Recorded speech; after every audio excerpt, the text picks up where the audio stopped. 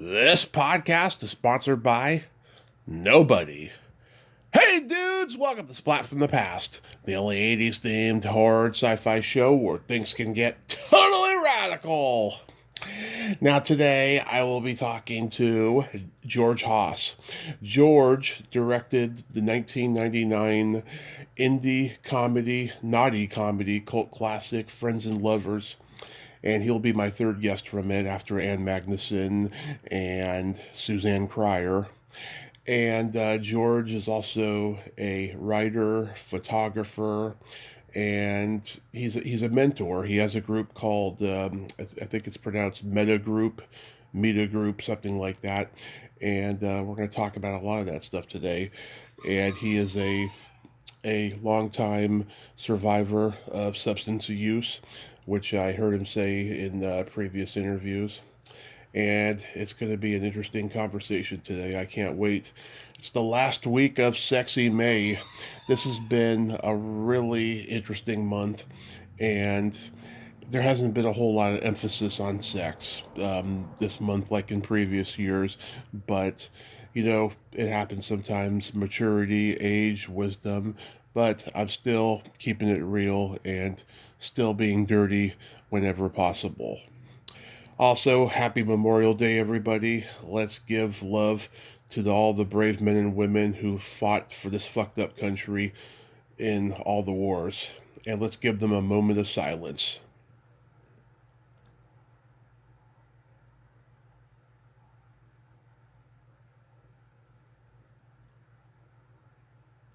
So yeah, here is my interview with George Haas.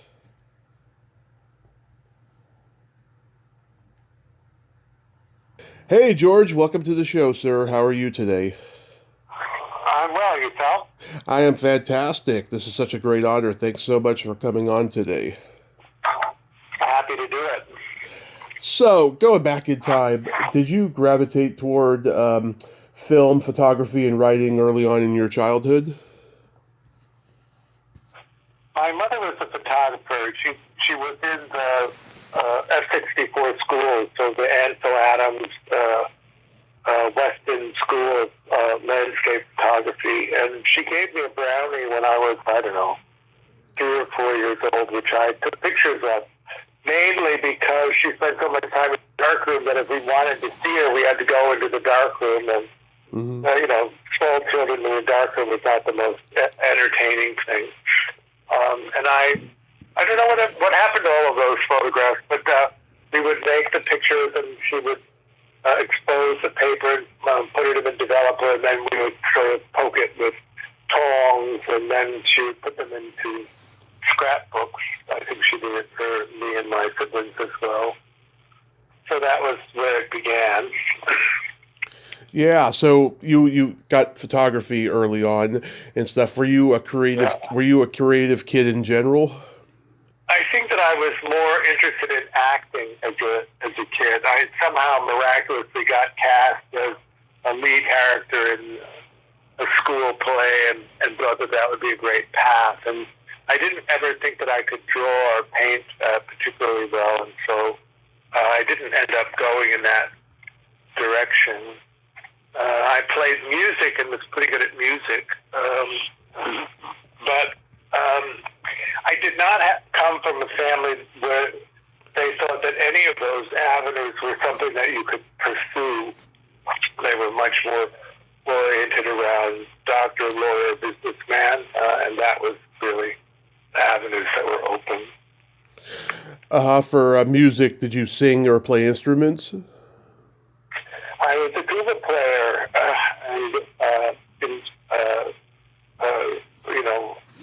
rated well in tuba playing in elementary, intermediate, and high school.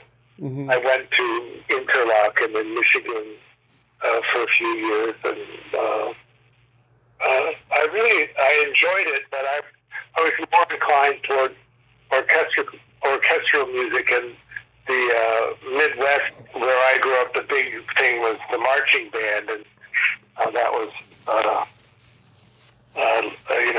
the complexity of Mozart or Beethoven compared to John Philip Sousa. Yeah. Do you remember the first? Do you remember the first movie that impacted you as a child? Um, well, I in fourth grade or so, I saw a horror movie, and it was terrifying, and I really have never looked at the genre since, but it haunted me in nightmares for years. I would guess the first, remember when I grew up, it was 40, I think it was 45 cents for a ticket to the movie theater, and you could get a box of milk duds for 15 cents, so you really only needed 60 cents to go. And it was also the days of A and B movies, sometimes C movies, a triple. And they played continuously, so you didn't go to the beginning of a movie and sit down. You just went when you got there, and you sat in, and then if you missed the beginning, you just waited until it came around again and watched it later. And kids would go multiple times because, your parents would drop you off in the morning at the movie theater and come and get you in the afternoon, and you'd sit through the pictures 2 or 3 times. So I would say the first movie that I saw that I went back to, I think I saw it 26 times or something, was Mary Poppins with Julie Andrews and Love it. Dick Van Dyke. Yeah. Do you remember what that horror? Do you remember what that horror movie was? I don't. I mean, the thing that kept coming back to me were the credits. And it was a popular producer of movies, and every time I saw the credits, I would go into a spin. It was some, elixir turning you into a Jekyll and Hyde kind of character. I don't know. Yeah. I'm not a big horror guy. I totally get it. A lot of people aren't. I heard you say in previous interviews that there early on you went down a rabbit hole of drug use. Oh yeah, I was I would come home from school in the 5th grade and make a gimlet. Wow. And have a cocktail after school. But I grew up in a family where there was a lot of heavy drinking, so it's pretty normal. Yeah. I totally get it. Both my parents have had their substance issues their whole lives. I was expected to be the first and only one not to be a drug addict or alcoholic, and that lasted till I was 27. And then for 3.5 years, 3.5 years, I was an alcoholic until my car crashed. So I totally get that, man. And I mean, did you stop at a certain point when you were like in your teens? Well, I had cirrhosis of the liver when I was 23. And so I stopped when I was 24. So I've been sober, clean and dry. Actually, I gave up, drugs, and most of the process addictions I had. I think I had them pretty much all of them except for gambling, and have been. So that's about 47, 48 years. Clean. Wow. That's amazing. So it's a whole different perspective on what normally happens. Yeah. So after college, you went to New York?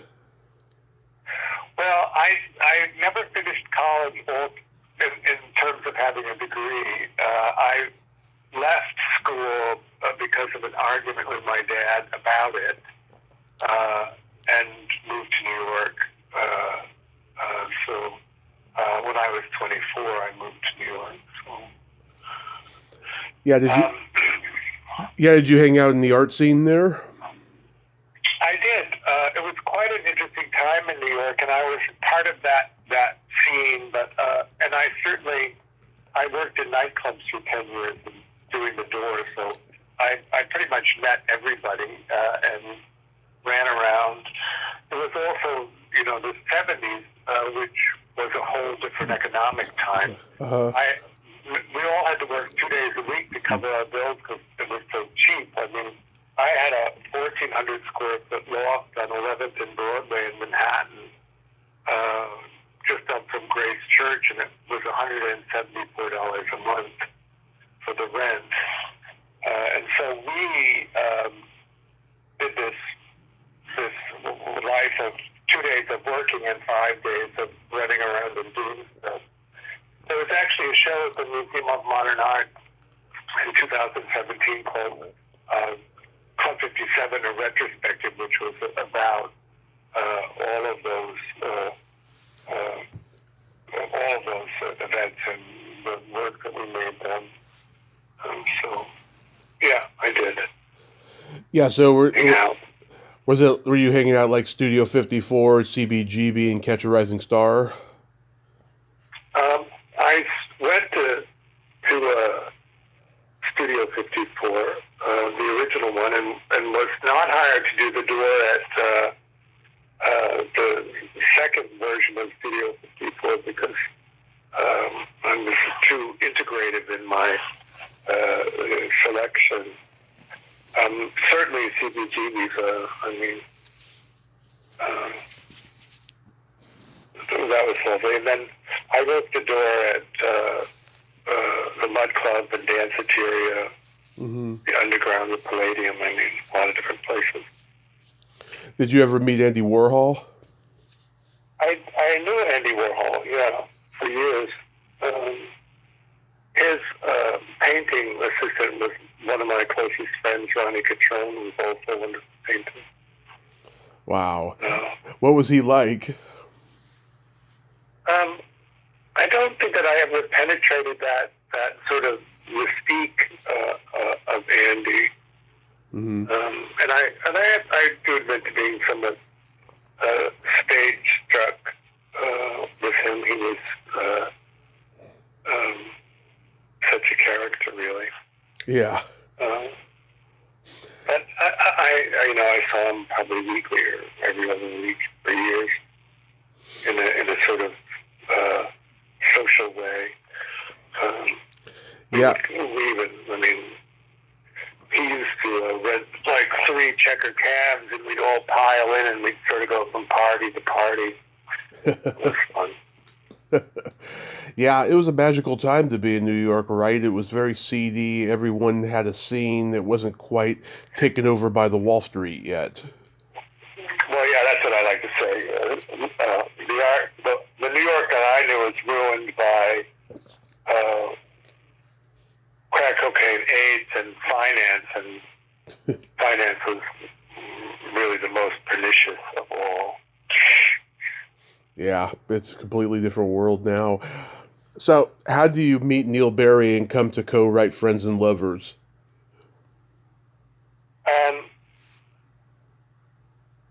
Well, let's see, how did I meet Neil Barry? And I would also say that he actually doesn't have writing credit on that one. I thought he did. No. I met Neil Barry through Robert Downey Jr., actually, is how I met him. Mm-hmm. So, Robert was a friend of another friend of mine, and he was in Boston doing a trial for a play, and he would come to New York, and because I was on the door, I was introduced to him so he could get in to whatever place I was working at. I can't remember. Anyway, we became friends. What are the origins of the story? Of Friends and Lovers? Yeah.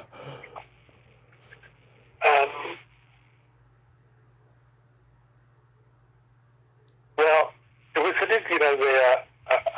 there was a movie called, what was the name of that movie?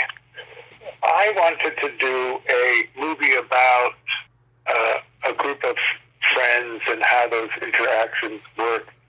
And I wanted it to do it in a way that covered really what was out there.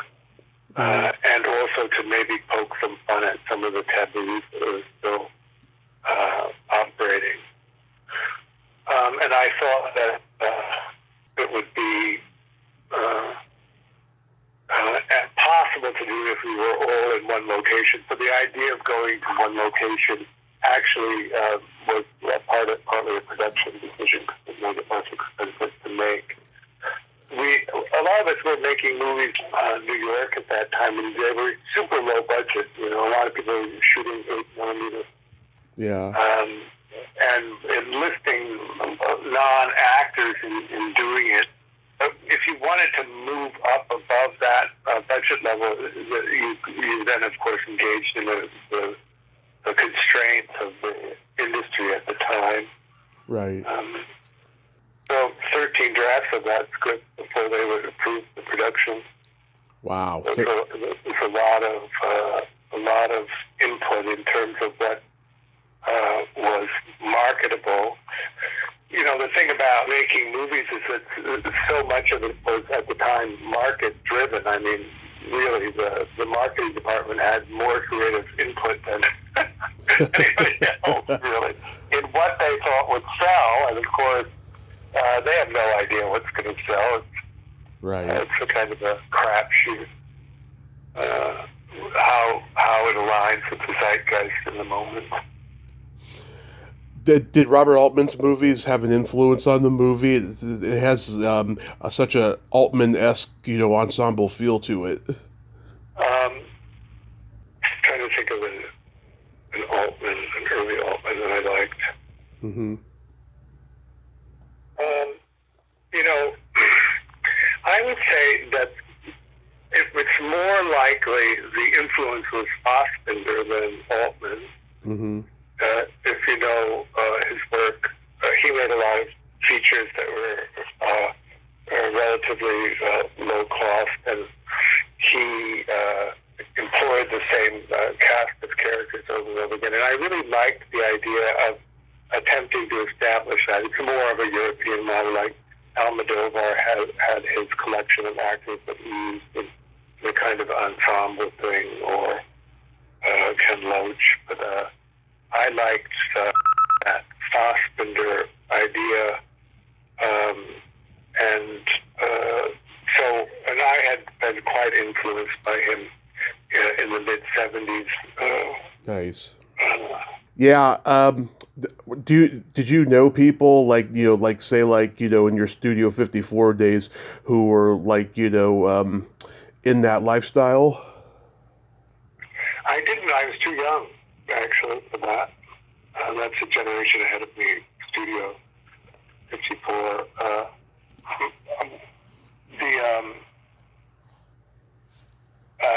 And it was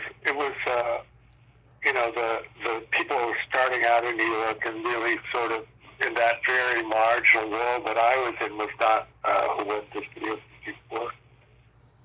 So I would say I was more downtown than that. You would call that uptown. At least we did at that time. Yeah, me and my ex-girlfriend, we were in an open relationship, and we used to attend swinger parties, and this was one of the movies that we used to watch. We also would watch Bob and Ted and Carol and Alice. Yeah. Nice. And I've loved it ever since. The only award it got was the Playboy Sex Positive movie of 1998. Nice. So I tend to have a fairly positive view of sexuality and not so confined. That's good. I've talked to Ann Magnuson. Unfortunately, we didn't have time to talk about this one, but I did talk to Suzanne Cryer about it last year. Yeah. And she's a gem. She, of course, is a very prolific TV actress. How did you come to casting her? Well, we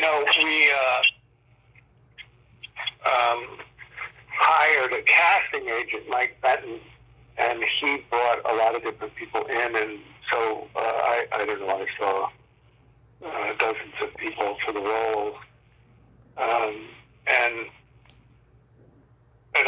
I just liked her, and she had good chemistry with the other actors, and so I hired her. We've been good friends since then too. Yeah, she told me that she had dinner with you the night before our interview. Yeah. Yeah, she is just brilliant in this movie. Just she cracks me up the way she says he has a really big penis. It's priceless. Yeah. Well, one of the things about having a promiscuous pregnant person is it created a pretty intense feedback Hmm. about how unmotherly that was. Although that was the kind of thing that I wanted to do with the film, which is to poke at those kinds of things. Yeah, I mean, she's a really likable character. Yeah, and no husband, no boyfriend, pregnant and promiscuous was a hard a hard concept for some people. Hard sell, yeah. Yeah, I mean, God, she is just great at it. There's that scene in the kitchen where she farts. It's so unexpected. Well, yes, and so common of pregnant women, right? Yeah, There's exactly. Yeah. So when you're filming this movie, like Robert Downey Jr., he was like in the headlines every other day during that time, right? yes, he was. So.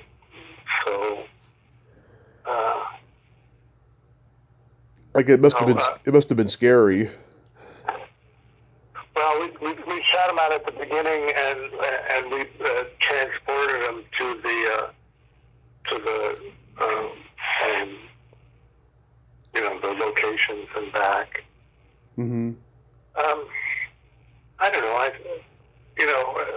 I grew up in a family that's heavily addicted. I've been around it all my life. It makes a different kind of sense to me maybe than it does people who don't really get it. Right. Yeah, because I mean, I remember how insane it was during that time, and I was just thinking, God, he's at the point of no return. He ain't gonna pull out of this, and then he did, and it surprised me. The last 20 years has really surprised me. It's amazing he hasn't relapsed at all, at least that we know about. Well, I would think, addiction is rooted in early childhood experiences. Very early. It comes from profound neglect in childhood. How do you make sense of that, particularly in your teens and 20s when your cognitive mind is forming, but it's not formed well enough that you can really make sense of any of it. Once you get past your mid-20s, then you can begin to try and sort things out, but you can be so strung out by the time you get to your mid-20s that it impairs that kind of progress. But, if you can get to a place where you can begin to reflect on it and recognize that there are other paths that you could take, taking the other paths, even in the fledgling beginning of it, creates these openings which allow you to move into the kind of life that you want. And obviously, if working with him, he's just extraordinarily gifted in what he does. It's phenomenal to be in the experience of that creation, and I loved it. So it was totally a no-brainer to invite him into a project. He's one of the greats for sure. George Newbern, oh my God, he is the sweetest guy. I met him one time at a Comic-Con. He's just the sweetest. What was he like to work with? There's a little bit on the conservative side for my sort of far left-leaning concepts, but also a gem of a guy. I really enjoyed him. And he inhabited that character so well that the contradictions of that character, I thought he did a lovely job. Interesting. David Rashi, he's great. He's a maniac. Yeah. It comes out through his performances. But I quite liked him. He was, yeah. Leon plays a gay black man in this movie, and he is so fantastic. Yeah. He's a very underrated actor. Yeah, I was very excited excited to have and I thought the play, and particularly with Danny Nucci, the two of them, it was also quite controversial for them to meet where they did. Got a lot of flack for that, and also inhabiting that particular stereotype at the time of the conflict between the Italian American and African American communities. I wanted to poke at that. Yeah. So was it freezing cold when you were filming in Utah? We shot in the spring, so it was, people were skiing in bikinis at that time. Some of the stuff we shot actually, in the distance, the trees had already leafed out, so it was late. But because it was in the mountains in Colorado, we did get the snow that we needed for effect. So not in any way bitter or anything like that. It wasn't so much of a challenge. And I did go to a mountaineering store in Park City and buy a giant parka, so I was totally fine. Mm-hmm. Were the women comfortable with nudity?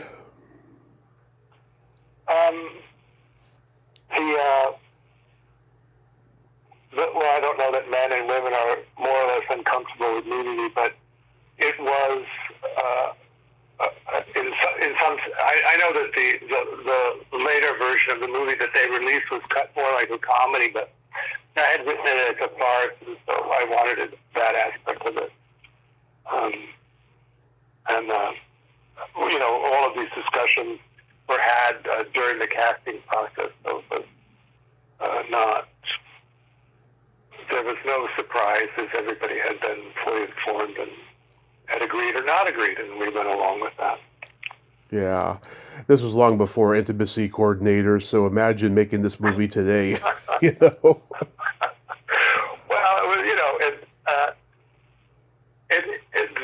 those kinds of things affect everybody, including the crew, and I have to say I didn't really figure out until we were working that I needed also to have talked to the crew about it, which I hadn't. So I think now maybe there's a greater level of sensitivity to that. Somehow in my mind I thought they would just shoot whatever we wanted and without it having an impact. Mm-hmm. It did. Did you guys have a big old rap party? We did have a rap party. I don't know how big old, but it was I guess the crew was 130 altogether. So that was about the size of it. We had it we rented a house and had it at a house. Mm-hmm. There wasn't a venue really we could use. Yeah. Was there a screening? We did. We premiered it at the Academy Theater on Wilshire in LA, and that was nice. Yeah. And then we had another screening at the theater on Sunset. Were those screenings positive? It tested very well, the film, and then they recut it along with the notes, some of which I liked and some of which I didn't. But first-time directors don't have much say in that part of the process when the distribution gets involved. And then it was distributed by Lionsgate, and it's hard to know how we would have done, but they went into bankruptcy the week before the film release, so there were no ads for it. Mm-hmm. So it opened without ads, which is, not a good thing. Yeah. Why do you think the movie didn't do well? I think partly because of that.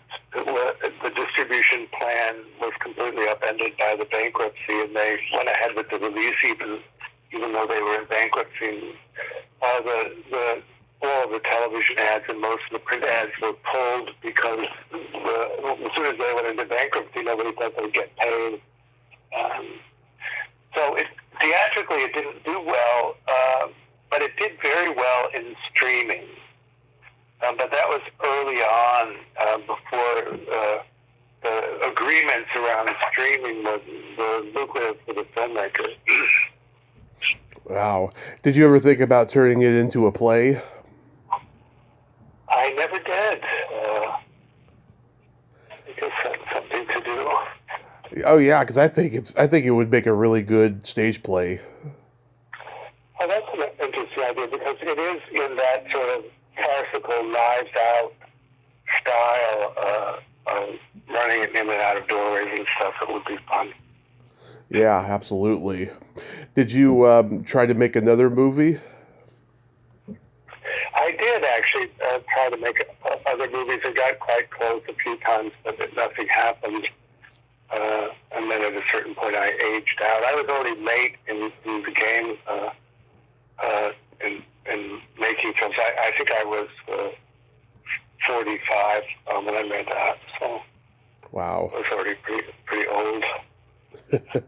So how did you come to form, how you pronounce it, Meta Group?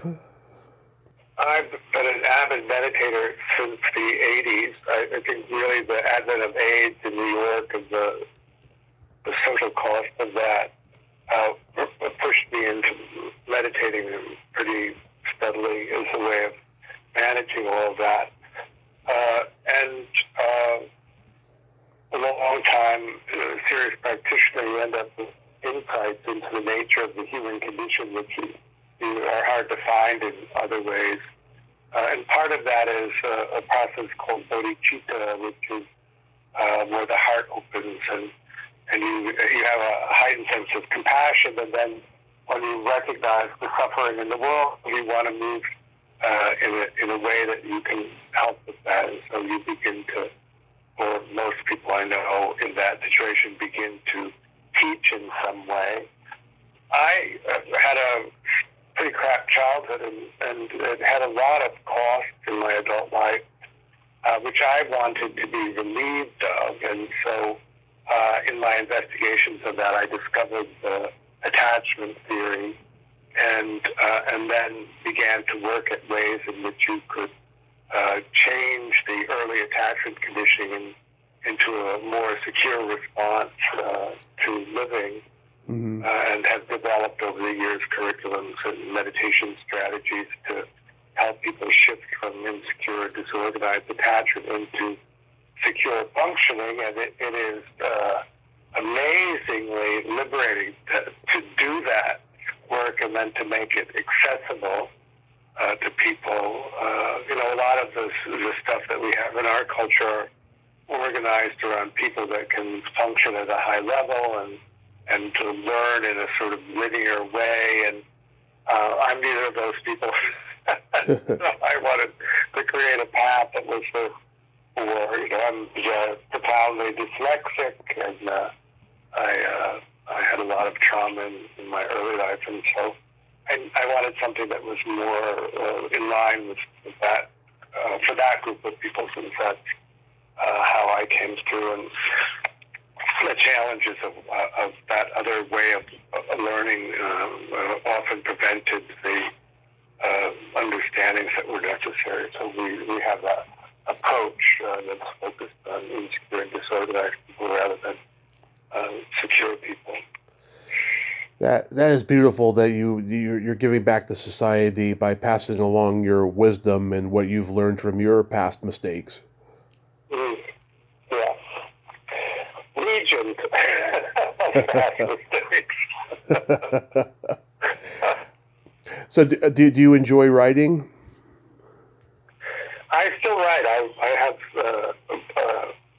I also do photography still. I don't know if that comes across your radar, but I have 3 books of photography out. One is called Forcing Nature, which is portraits of trees in Los Angeles. There's one called The Lower Manhattan Dormitory Effect, which is really a memoir of 1979 in New York, which has a lot of writing in it. And then have a book called Punch Outs, and I'm working on one called Buddha Paper now, which has a long passage. It's really a dialogue between a fascist and a communist about our culture, which I think is pretty cool. How far along are you with that? I would guess that it will come out next year. Nice. So with 2 volumes. One is a volume of, the idea is that we need reminders of the spiritual nature of the human condition in our environment, and how do we do that. Religious iconography is one of the ways that we do it, but I was thinking that if we created environments and used wallpaper as the reminder, that we could create these spaces that are constantly reminding us that there's a dimension beyond just the material. And so the first volume is the patterns of wallpaper, and the second volume is this long dialogue, or I call it parallel monologuing, of the left and the right in discussing culture, because there's so much pressure right now from the right for everybody to adopt that point of view. Yeah. It's a little alarming. Very much so. Yeah. Are you a guy who like writes 10 pages a day and then stops? Well, I found the first draft excruciating, and so I write the first draft very slowly. But then I like the rewriting, editing process a lot, and so that goes on. And I would say in my cycle of writing, the first pass is very rudimentary and structural, and then as the subsequent passes go, and I would say at the moment it's about 6 passes, and the text feels finished to me. Yeah. Well, I'm on the 6th pass at the moment. That's why I'm thinking that it'll come out. We're at this weird time now where it seems like more people are reading books online than they are reading physical copies. Does that worry you? I have not gotten past the physical copies. I like to read books. I like to have them piled around. Mm-hmm. And I also listen to books, but I haven't quite figured out how to use a tablet for that. You can throw a book at the wall when it irritates you, but if you throw the tablet at the wall, it's kind of shot. Right? Yeah. So you can then pick up the book and continue reading it. And I like those exercises of expression and reaction. I also like picture books, which is, and I like the physical quality of a picture book, mm-hmm. and the experience of the pages turning, and you can look at that stuff online, but it doesn't have the same qualities to it at all. Seems like a lot more people are listening to audiobooks than reading as well. Well, some audiobooks are informational, and those I think I prefer to listen to than to read.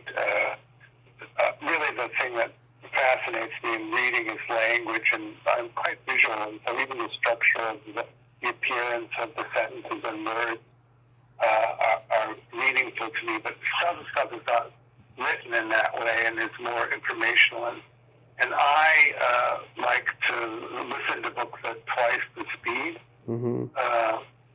So that they zip by. One of the things about collection of learning challenges I have is that a regular speed audiobook I can't pay attention to, but at twice the speed I can. Mm-hmm. And so they zip by. So I think that there's a purpose purposefulness in how you engage what it is that you're taking in. I don't have an issue with tablets either. I know a good friend of mine. He reads on his phone, and there's like a constant swiping of these little tiny pages, but it also takes on a kind of emotional regulation quality, an auto-regulating quality, whereas some people are scrolling on their phone, he's reading on his phone, which is, avoiding the experience of the present moment, which if you can actually inhabit it, seems way more satisfying. And also, I'm not much of a doom scroller, so I prefer to read the long article. Yeah. Well, George, I thank you so much for coming on today. You are a real inspiration, and I hope you have, absolutely, I hope you have a great rest of your day and be safe out there. Thanks. All right, I know. Well, there you have it. George Haas, ain't he a cool dude? Wow, that was a very riveting story about how he, fell down the rabbit hole of drugs early on and then came back slugging. And he's still writing, he's still doing his passion. Like I said, I really think Friends and Lovers should be a play. It's so hilariously funny. If you haven't seen it, go watch it. It's on YouTube. It's a very, very funny movie, and it should have been more successful than it was. Well, until next time, this is Tommy Throwback Kovac saying there's no shame in living in the past because the present sucks. Later, dudes.